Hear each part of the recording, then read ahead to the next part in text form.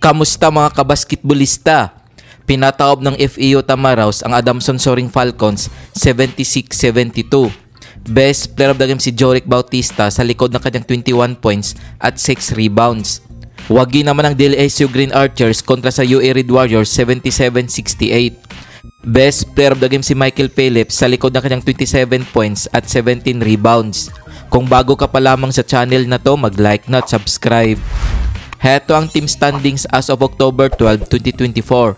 DLSU Green Archers 7 wins 1 loss. UP Fighting Maroons 6 wins 1 loss. UE Red Warriors 5 wins 3 losses. UST Rolling Tigers 4 wins 3 losses. Kung umabot ka dito sa video na to, mag-like na at subscribe. Adamson Soaring Falcons 3 wins 5 losses. NU Bulldogs 2 wins 5 losses. FEU Tamaraws 2 wins 6 losses. Ateneo Blue Eagles 1 win 6 losses. Heto ang mga laro ngayong October 13, 2024 na gaganapin sa Smart Araneta Coliseum. Magtutuos ang NU Bulldogs at Ateneo Blue Eagles alas 4 ng hapon.